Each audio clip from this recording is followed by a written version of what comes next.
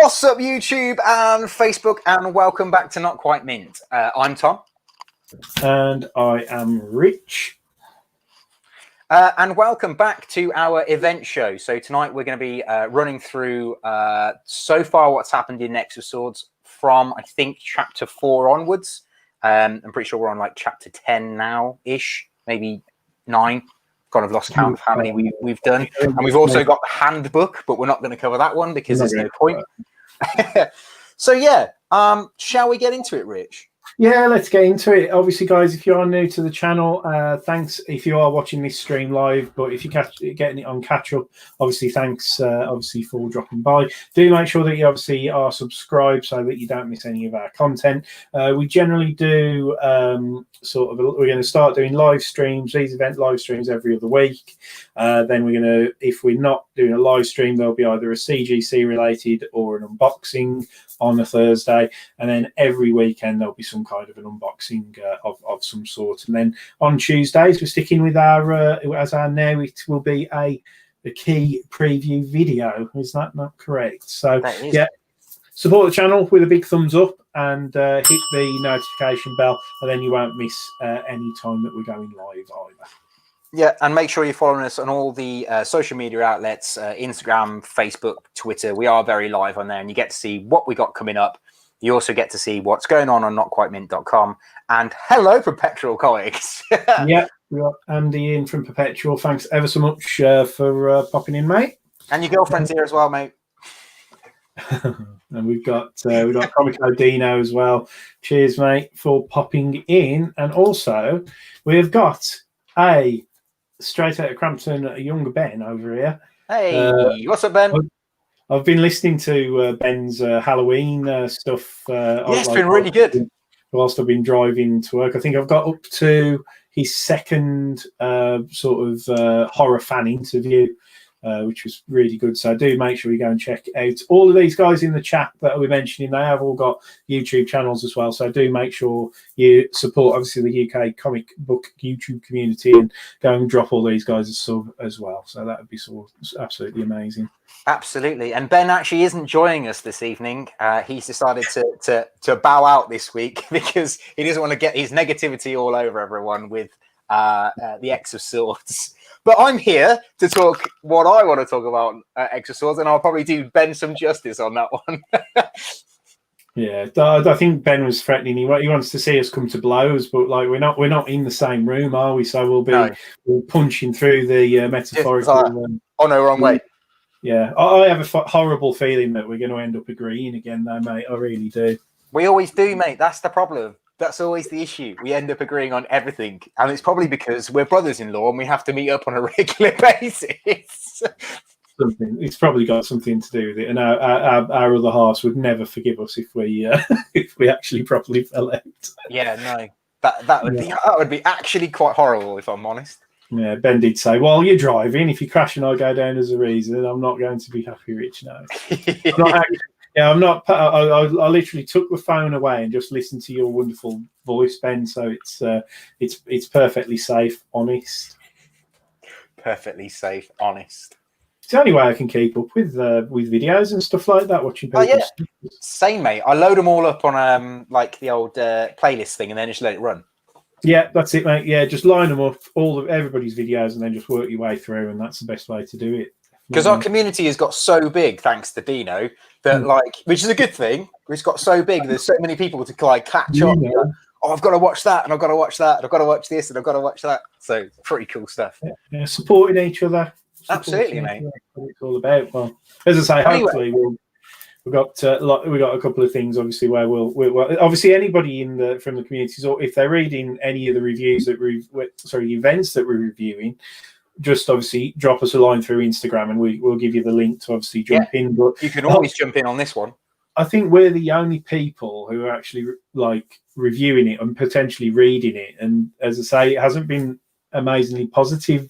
So but I'm going to try, because I've got at least some positive things to say about this week. About this last 2 weeks, in fact. Right then. So shall we get into these issues? Because we don't want this video to rattle on for too long. Okay. Shall we start at, I think, is possibly chapter 4, which is Hellions, I believe. Okay, I'll take your word for it. I have read this. You have read this? Yeah. No? Yeah. I've read this. I think I know what happened in this one.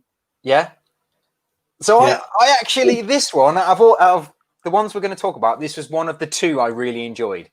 And mainly because I found it funny, and it was still going along the same lines of the fact that it's an X of Swords tie-in.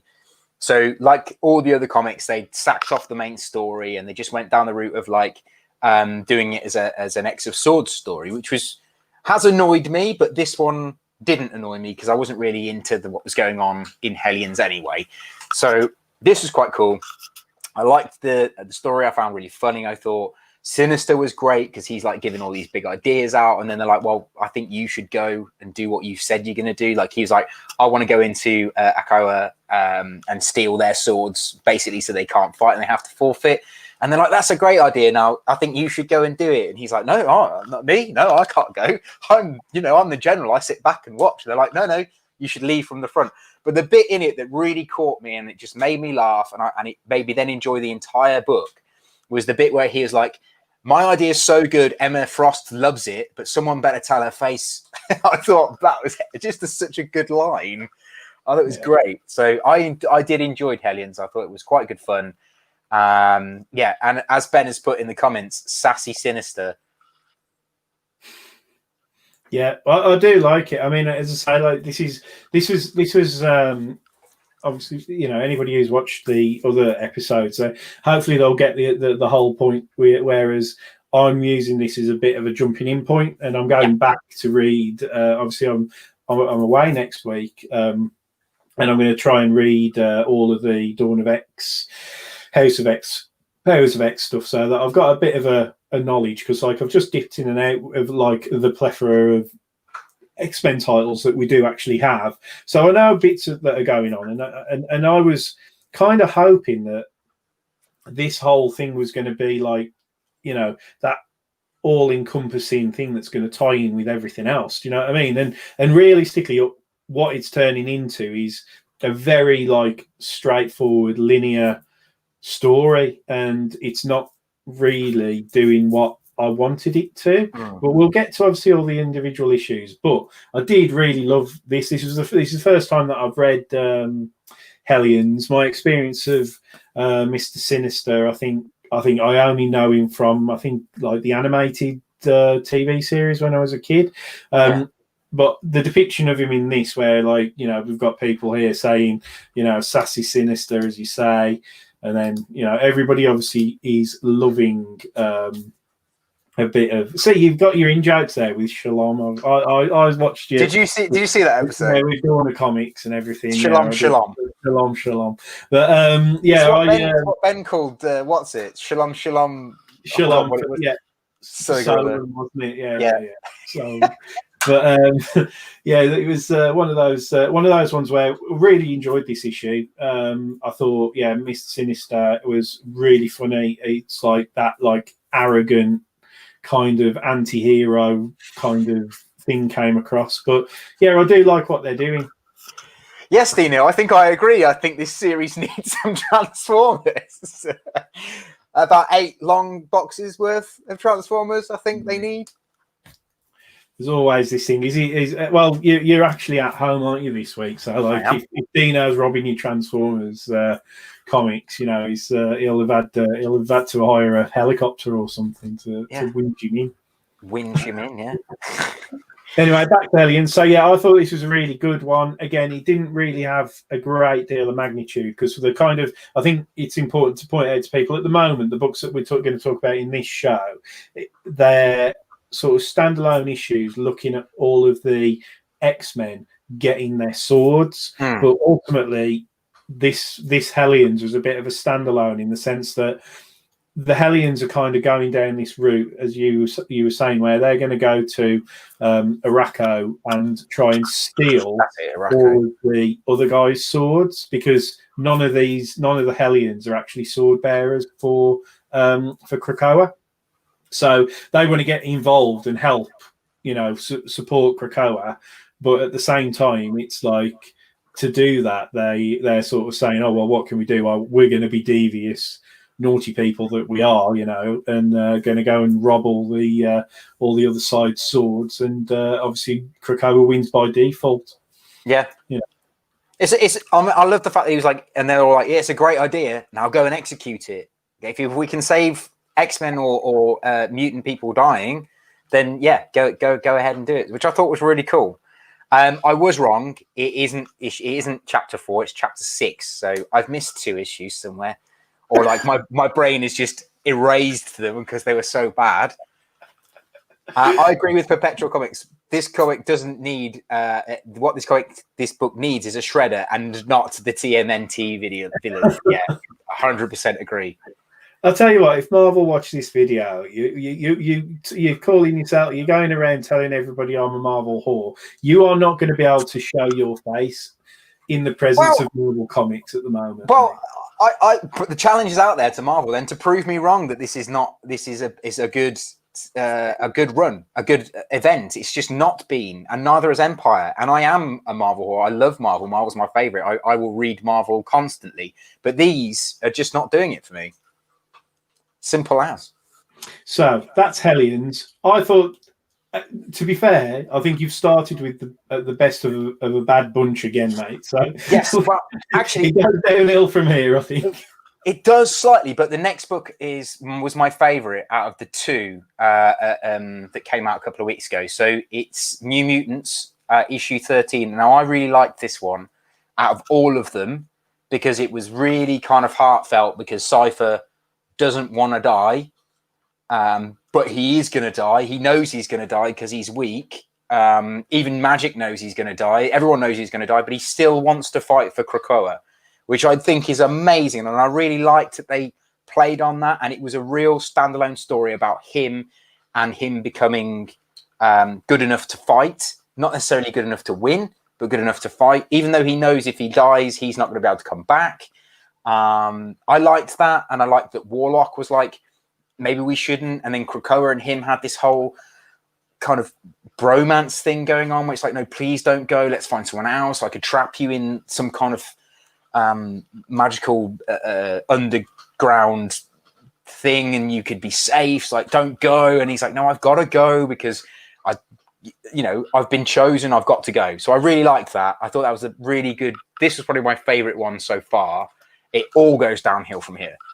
He was very much like, I don't really know Cypher as an X-Men, so like I do need to go and like read what the point of Cypher is, because as for what I've seen him with the Dawn of X stuff, is that he's always sitting like with kind of like Krakoa, and he's kind of like a bit of a go-between between like the mutants and what Krakoa's trying to say almost. So I don't really know it. And then obviously there's this whole thing where he manifests this like lightsaber sword thing, and I was like, well, how has he ended up?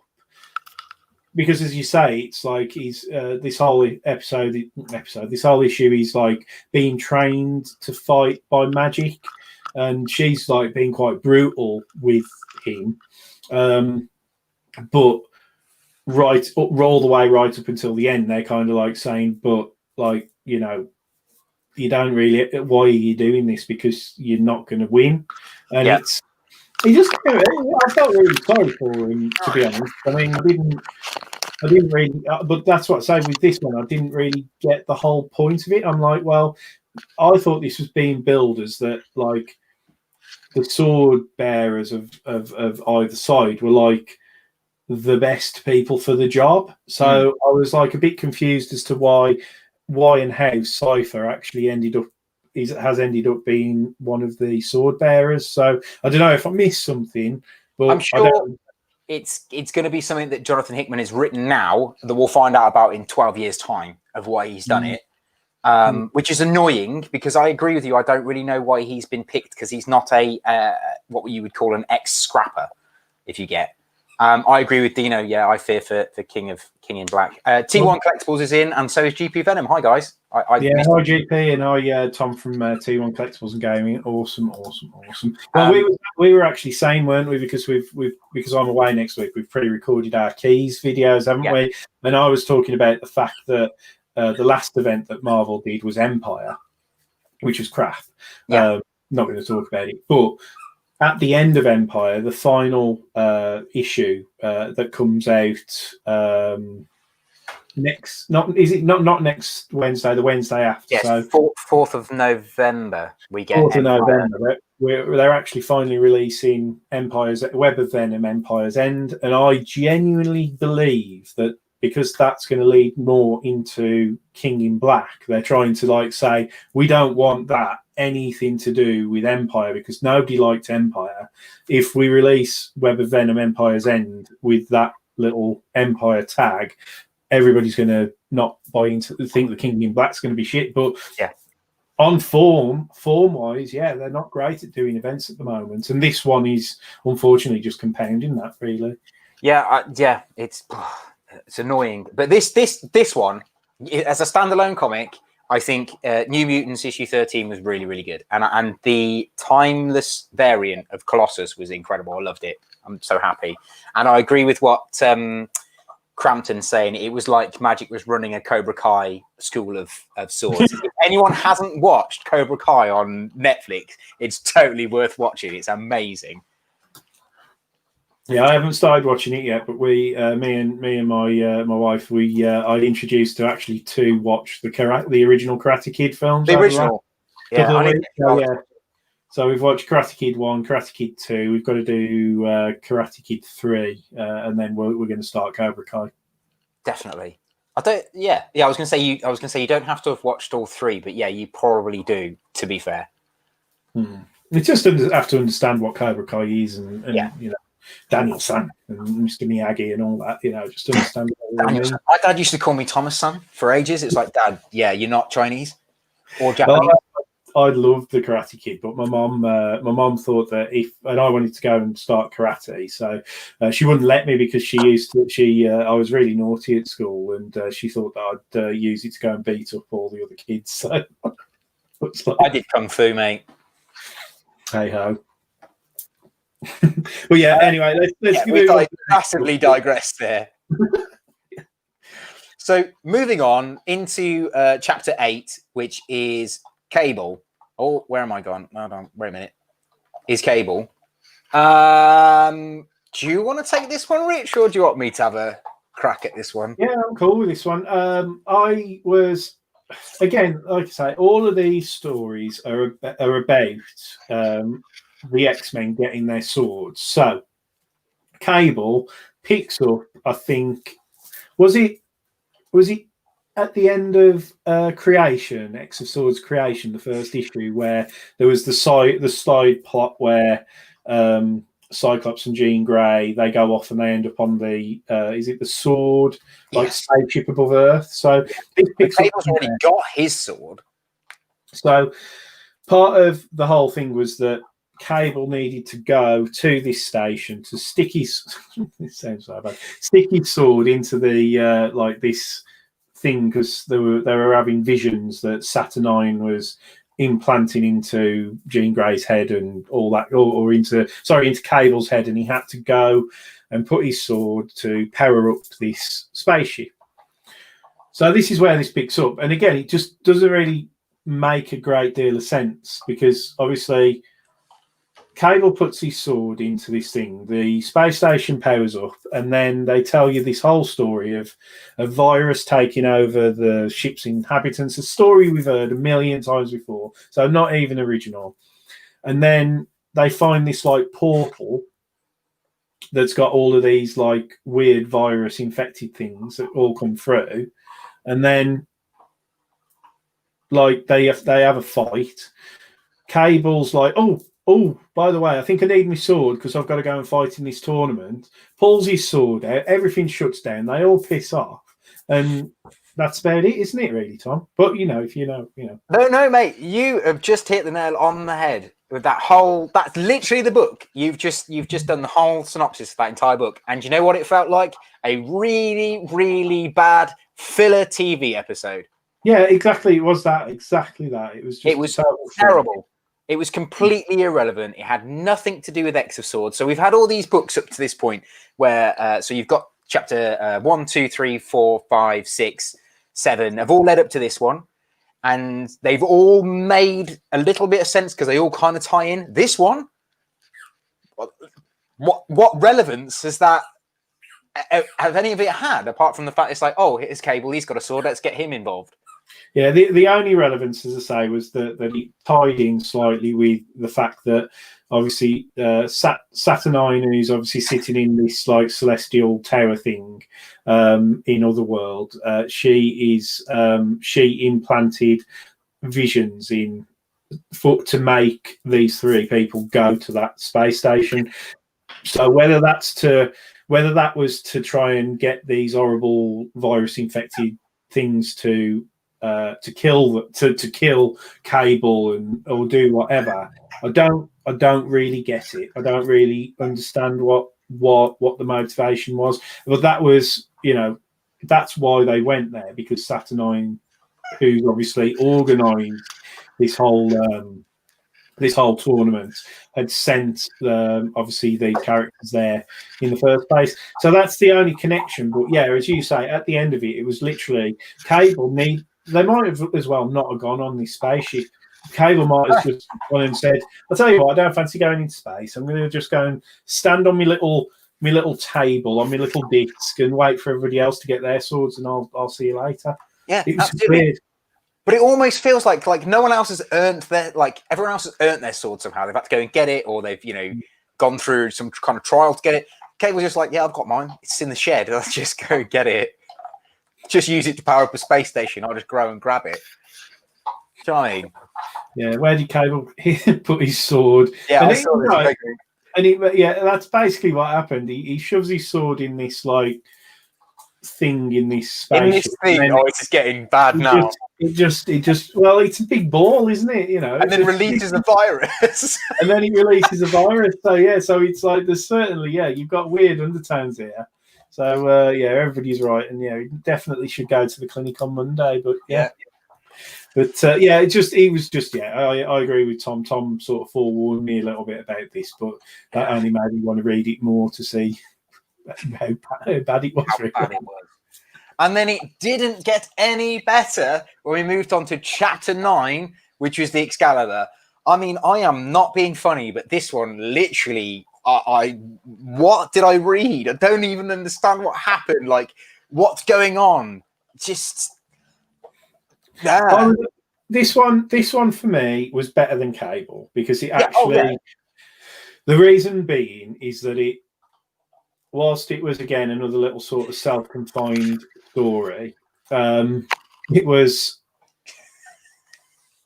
I'm just looking at the chat and everything. Reading the comments. Yeah, I know. Well, this is the trouble, isn't it? We're talking about flipping swords and stuff. There's not when it's not riveting reading. There's not many other places to go. But yeah, so this one with Excalibur, it was actually set on the what is it, the Celestial Citadel or whatever, where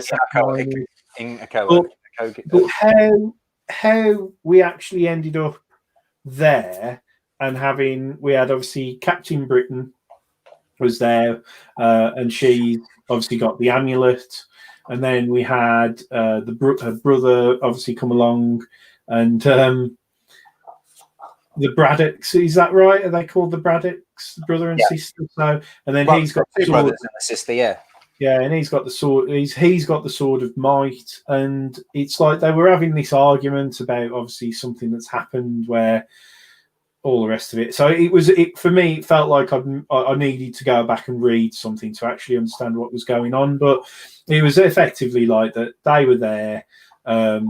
Saturnine was trying to seduce. I think is it Jamie Braddock, the one guy. He ends up like, having a fight with his sister.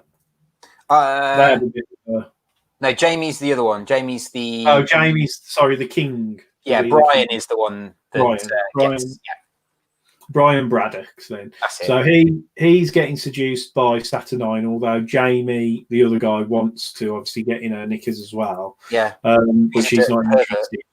Yeah. So and then he pulls the sword out, and he then ends up turning into the Knight of Avalon or something like that. Is it? Yeah. Captain Avalon or something like that. So it all gets a little bit like a lot of stuff seemed to happen. And then in the end, it was as if like the brother and sister, even though they were like really arguing and fighting each other, all of a sudden, like kind of, it was actually just a ploy to trick Saturnine.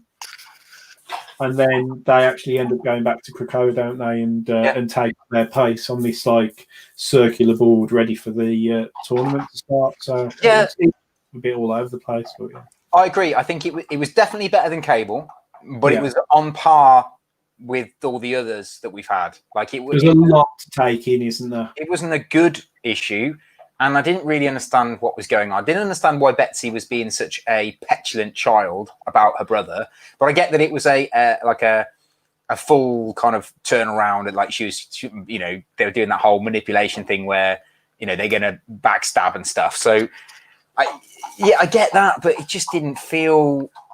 I'm just not feeling it. Yeah, I did say this one was the better of the ones that I read from last week. Probably, well, it was up there with Hellions again. I thought Hellions was quite fun, but again, it was like it wasn't. It only fitted in the sense that they wanted to go off and rob all the kind of like the bad guys' swords type of thing. But this one again, but yeah. Do what? Rub the bad guys' swords or pinch the rad guys' swords? Yeah, they definitely wanted to rob them. That's it, rob. I thought you said rob. I don't know where your mind's going, mate. You're reading the chat too much. Yeah. But yeah, I thought you said rob. But I find it.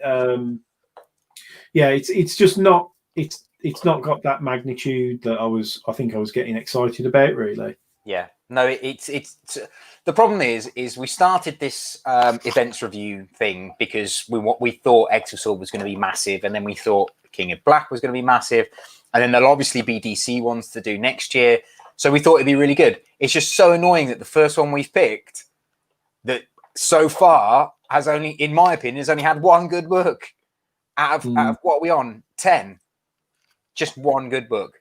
Yeah, I like the first one. I like creation. I like the setup. I like that it was this big fantasy thing, and then I wasn't necessarily expecting it to be like, it feels quite drawn out already, and it definitely doesn't need to be 22 books long. I'm just hoping that the next 10 or the next 11 books are going to be pretty good. Anyway, that brings us to our last one that we're going to be talking about, and that is X-Men issue 13, which was the better one after New Mutants, in my opinion. I liked the kind of backstory a little bit on Apocalypse. I liked how he broke his sword and had to repair his sword. I liked the little relationship he had with his wife, Genesis, and the fact that he talks about his children. However, the rest of it was crap. Like, I'm not enjoying it. You're being harsh, I think, on this one. This one for me was the, I think, because it's the X-Men book, this was the one that actually moved the story on for me. In the sense that whilst the other ones, it was just about people getting their swords, and it was just all a bit like, I don't really feel like we need a book dedicated to every single one of these, and I don't think the writing was very good. This one for me was true to being like an X-Men book in terms of like the actual continuity, because we've had 4 books where there's been no mention, bearing in mind that this whole thing is supposed to be about Apocalypse. Apocalypse is supposed to be like at the center of this this story, and we've had all these other issues where people have been going getting their swords, and like flipping Apocalypse is hanging out his arse, dying on a flipping slab back at Krakoa, and nobody knows what they're doing. But what annoyed me about that in this book is he gets thumped in the stomach with a sword, They remove all his armor to help him, and he's all burnt on one side. He suddenly got all his armor back on in this book when they start. Continuity error. Continuity's not there. Sorry, just point that one out. Where did all his armor come back from? And also, he wasn't all burnt down one side either. He was just around his midriff in the first book, if I'm right, in creation. You're spending too much time with Ben. The reason Ben didn't come on this channel is that he didn't want to flag it off. So you're spending too much time with Ben with this. But I thought this was a lot better. It kind of brought things back on track for me. We found out what's going on with Apocalypse. We found out a little bit more relevance around what happened in Araco. Obviously, when they got obviously invaded by all these like dark entities, we saw the Annihilation sort of mask, and then he obviously skirted around Conquest and all that kind of stuff. And so for me, it kind of started to tie things together again. And obviously, this ended up being the story of Apocalypse getting healed, and then he went off and got Scarab, which is obviously his sword, which he'd obviously hidden and split up in Egypt. So it kind of just like started bringing things together again, and just brought things back to actually what this should be about, which is what's happening. Do you know what I mean? Why are they having to have this battle? Why are they having to fight? And who's gonna actually win the battle and take over Krakoa or Raqqa? Are they going to get reunited and all that type of stuff? Do you know what I mean? Yeah, I mean, backtracking slightly, I totally agree with what you said there. The whole, it is like this particular book very much kind of diverts you back on track to like what the story is supposed to be about. Apocalypse, his getting his sword. His bit of backstory about how the two planes split. What he's had to sacrifice, what he's had to do, what he then created here in like continuity in the X-Men universe.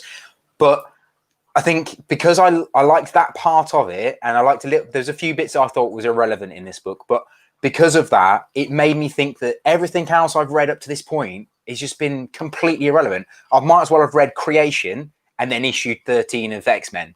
I didn't need to read all that shit. That's kind of like what I'm saying is that realistically, I don't, and I almost wonder if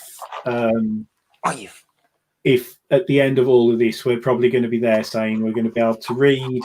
You're going to be able to read Creation, then Stasis, and then whatever the end one is, and just the X-Men stories, because those are going to be the only really relevant books, and then everything else really should have been just treated as a bit of a tie-in. Yeah. And I think, as I say, it's been at the expense. I think my biggest problem with it is exactly what you were saying, is around the fact that these stories have pulled us away from actually all the individual stories that were going on in all the separate X-Men books. And when this event finishes, are they just going to pretend this event never happened and it's just going to be the next issue from wherever they were before? I'm a bit... Yeah, I hope that doesn't happen, because Marauders was so good with Kitty Pryde and the whole like Sebastian Shaw thing. I really hope that when they pick that back up, that some of the ramifications of what happens with Storm continues on. I don't want it to be like Storm's caused this huge problem and now we're just going to forget about it.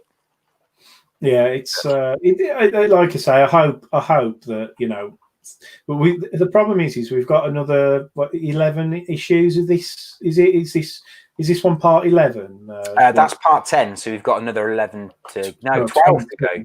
12. Yeah, sorry, 12 to go, yeah. In total, so another 12 issues. So we're not even halfway through, which is where obviously Stasis comes in, because I think that's part 11, and that's going to be that midpoint, I think, where, as I say, both sides have got all their swords, and we'll see where it goes. But hopefully we'll get some action, because there's been a lot of building so far, I think. Yeah, man, we'll have to slip Dino a tenner. Well, yeah, just like doing our best with like a bit of a confusing story at the moment. Yeah. But, yeah. But yeah, it's like I say, I think there are glimmers of like stuff that's interesting, but the pieces, the way that they're doing it, I think there's too many pieces that aren't necessarily making it that enjoyable to read. Yeah, it's a bit. The best way to describe it is a bit too bitty in little bits and bobs all over the place. And I think because Cable, Excalibur, actually the Wolverines were okay. Wolverine and X-Force was okay, but some of the others that we've had, like Marauders, I liked, but it wasn't great. They're all just a bit too all over the place. But definitely Excalibur and definitely Cable have put me off this story, this X of Swords story. But X-Men 13 did kind of bring me back, but I'm just really not feeling X of Swords, and I just hope it gets better in this next 12 issues. I mean, you've got enough time to turn it around, which, you know, I'm hoping it will do. Well, the next time that we do this show is going to be in another 2 weeks, isn't it? Yep. So by then, we will have had probably another. Well, we've got Stasis, obviously. Yeah, which 12, is, 13, 14, 15, and 16 should have come out by then. So we'll be like well into that like sort of final kind of quarter. So yeah, so let's see if things pick up. But at the moment, yeah. Excuse me, not talking about Donny Cates on this, but well, we did mention King in Black. That's what it's just caught you up, mate. It is. It's creeping in. Now we're talking towards the end, but yeah. So just keep your eyes on it, guys. And I think the disappointing thing, seeing like people like yourself and Ben, and even like people, obviously Dino talking about this, is that it's fairly obvious that people who are more of a informed X-Men fan or reader, let's say. I'm not saying I'm not a fan, I am a big fan, but some people who've read much more of X-Men, it's like everybody seems really disappointed and find it a little bit confusing. In it, I can understand, because the X-Men books that I've read in the past, this doesn't really feel like an X-Men book. No, you know, yeah, I think I would probably agree with you on that one. It doesn't. It feels like something else, and whether they're actually trying to do that, I don't know. But yeah, it's a bit of a disappointing one. Make sure you guys come back for the next show in 2 weeks' time, because this is exclusive. Ben Crampton's coming back. Oh, he's coming back. We've got there's 5. So there you go, Mr. Hickman, Marvel, and all the rest of it, and X of Dawn of X people. You've got what, 5 more issues to convince Ben to he actually likes it. I think if he comes on the show, I think that we should be like see what he comes up with, because like I think I've gone Mr. Negative this time round. Yeah, but yeah, I mean it's one of those. It swings and roundabouts. Like some of the stuff I like, and then some of the stuff is disappointing. Yeah. But as a whole entire entity, it's like it is a bit of a. It's not really gripping me, to be honest. No, agreed, and I agree with what you and Dino is now saying. It's nowhere near an X-Men comic. When you go back and you read some of the classic Uncanny X-Men, which I have done, it's just not like the Chris Claremont run. It's just not. It's not. Oh, yeah. Anyway, on that note, I think we should probably wrap this up then, Rich, because otherwise we could stay here all night moaning about X. Well, I could anyway. So yeah, guys, that is it. We're at the end of our not so good review of X of Swords. It's a review. We don't have to do a good review. It's to say that it's an honest review. So it's an honest review. Yeah, that's the best way to describe it. It's an honest review of X of Swords. So come back in 2 weeks' time, because we'll be doing it again. We'll be reviewing the next load of books, and obviously Straight Out Crampton will be with us. Hopefully Comic Dino might join us as well. But you're all welcome to come and join us in the chats. It has been fun, guys. It's been really good laugh. Come back for our key show on a Tuesday, and the unboxings we have on a Thursday, and you know, bits and bobs coming out and over the weekend as well.